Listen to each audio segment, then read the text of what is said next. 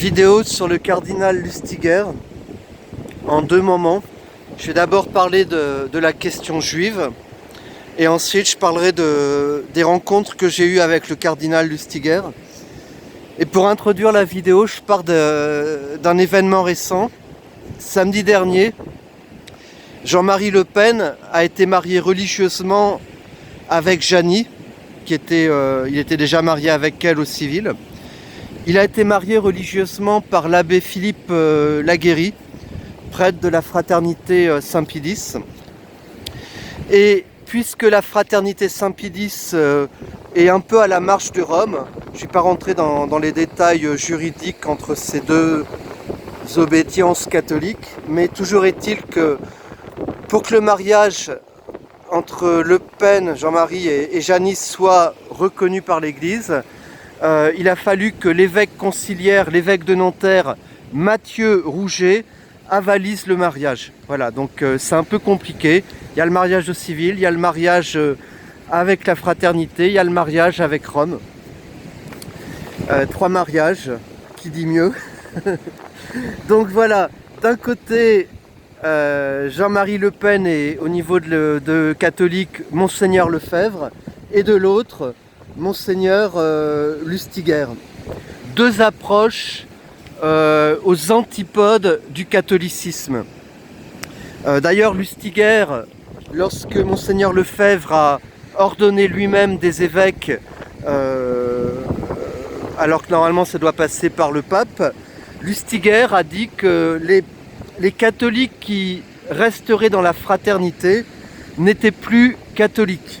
Donc voilà, parole de l'évêque de Paris, du cardinal de Paris, qui sont les vrais catholiques. De l'autre côté, dans la fraternité, alors c'est pas la position officielle de la fraternité, mais c'est ce que j'ai rencontré chez certains fidèles de la fraternité. Il y a cette phrase: un juif, même converti, reste encore un juif. Voilà. Donc d'un côté, Lustiger qui demande aux juifs qui croient à Yeshua HaMashiach de plus convertir. Lui par contre il l'avait fait. Et de l'autre, certains catholiques traditionnalistes qui ont une certaine méfiance sur les juifs convertis. Alors moi qui suis juif converti, où c'est que je me place? Alors je me place ni dans l'approche de Lustiger, ni dans celle de la fraternité. Alors, j'ai des sympathies quand même, mais je suis ni dans une approche ni dans l'autre. Et mon approche, c'est un peu ce que je veux développer ici, ou plutôt amorcer, ça serait une approche entre les deux. Mais il faut expliquer ce que j'entends par là. Aujourd'hui, on a une tendance à penser d'une manière un peu primaire. Il y a ceci, il y a cela, où il y a entre les deux. Mais en fait, la bonne approche doit être une approche de création, d'invention, parce qu'aujourd'hui, on est complètement plongé par le langage, par les mots, par notre manière de nous concevoir comme catholiques, comme juifs ou que sais-je. Donc, aux antipodes, Lustiger, Lefebvre, et moi, ça va être entre les deux, mais ça va pas être comme, sur le méridien, sur l'équateur. Ça va être, voilà, il faut créer un nouvel espace, un peu comme le méridien de Greenwich, qui n'existait pas et qui a été inventé. Donc j'essaye d'inventer un nouveau méridien catholique, dans lequel juifs et catholiques puissent vraiment fructifier, progresser en union avec Dieu.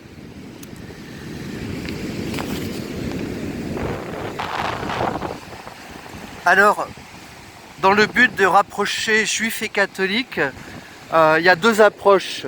Il y a celle de Lustiger et du Concile Vatican II, en particulier l'encyclique Nostra Aetate,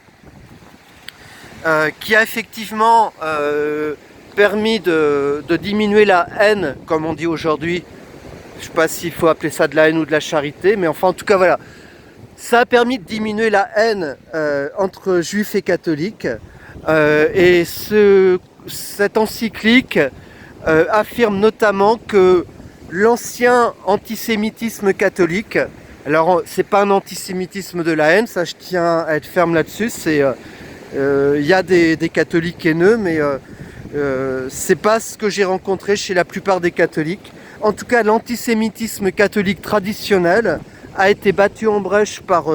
enfin, la brèche a été ouverte plutôt avec cette encyclique, puisque les anciens reproches catholiques contre les juifs, qui étaient responsables collectivement de la mort de Jésus, eh bien, cette condamnation des juifs par l'Église a été supprimée. Alors, ça semble très bien ce qu'a fait Vatican II pour les juifs, mais ce n'est pas mon avis. Il y a une autre manière de rapprocher juifs et catholiques que de faire cette encyclique, parce que, et ça on le voit de mieux en mieux aujourd'hui, 60 ans après Vatican II, parce que ce rapprochement entre juifs et catholiques s'est fait d'une manière humaine. Enfin, c'est fait d'ailleurs plus qu'humaine, avec des influences spirituelles qui n'étaient pas toujours très belles.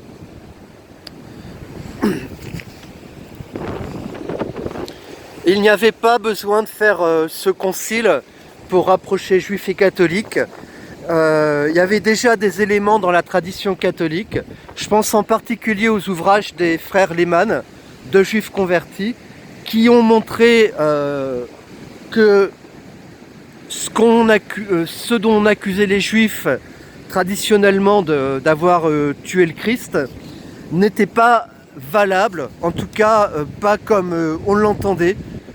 Et alors je donne un argument, il y en a d'autres, c'est que le procès de Jésus a été un procès lamentable, enfin, qui n'avait pas de valeur juridique, et notamment parce que Caïphe, le grand prêtre des Juifs, n'était pas le prêtre légitime.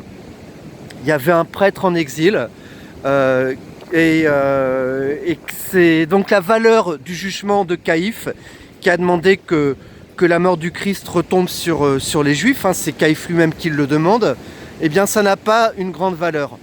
Pour prendre une comparaison, c'est exactement ce qui se passe aujourd'hui pour les catholiques avec le pape François, qui n'est pas le pape légitime, de même que Caïphe n'était pas le pape légitime.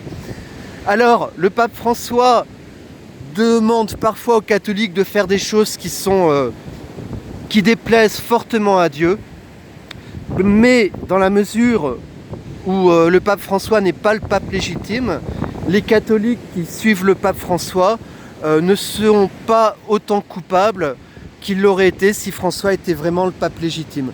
Donc voilà, ce qui est valable pour les juifs est valable pour les catholiques aussi, hein. On est mal guidé, mais comme le guide n'est pas le bon guide, ça enlève de notre responsabilité.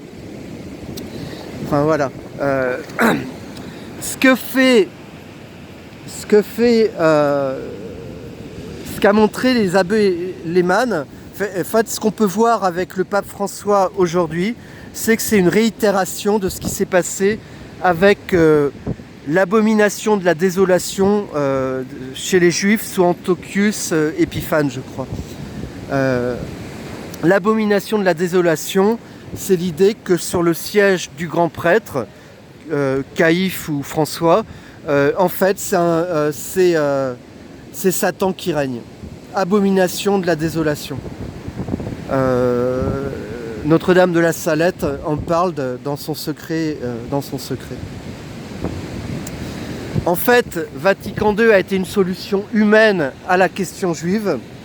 Et quand on regarde les travaux sérieux des frères Lehmann, par exemple, et quand on est à l'écoute de Dieu, de la Torah, on voit bien que la solution divine n'est pas celle que les hommes ont choisie, et croyez-moi, elle sera bien meilleure pour les Juifs que celle que Vatican II a choisie.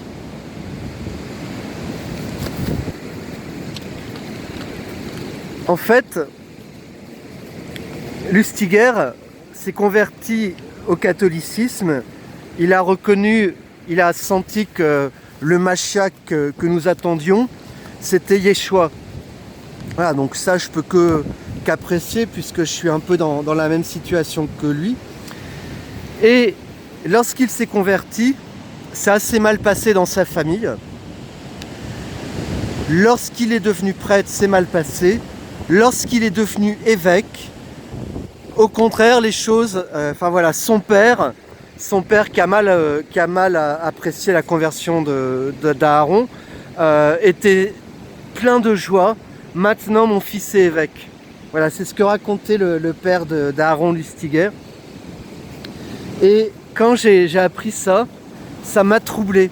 Ça m'a troublé parce que quand je me suis intéressé comment dire, à la tradition catholique et aux travaux sur la contre-église, sur la franc-maçonnerie, etc.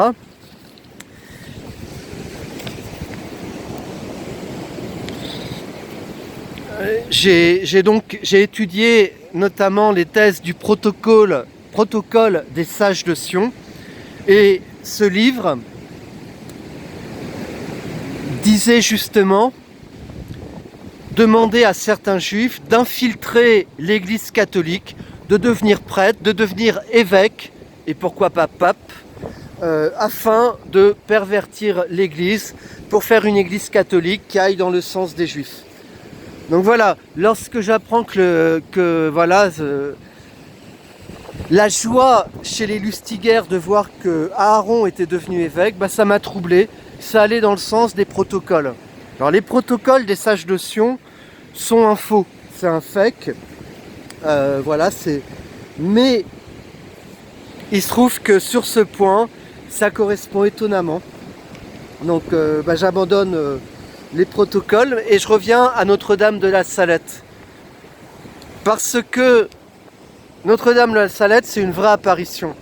Alors certains vont dire que c'est du fake.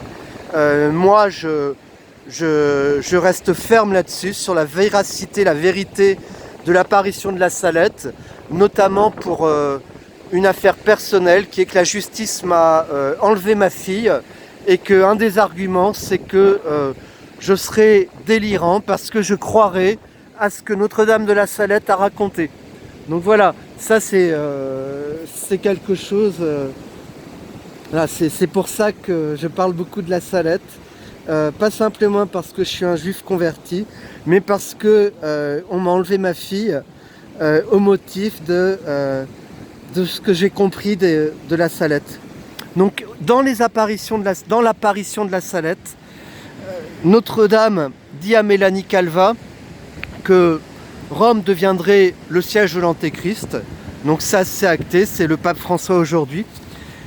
Et à un autre endroit dans le secret, la Sainte Vierge a cette phrase étrange: l'Antéchrist aura pour père un évêque et pour mère une femme hébraïque.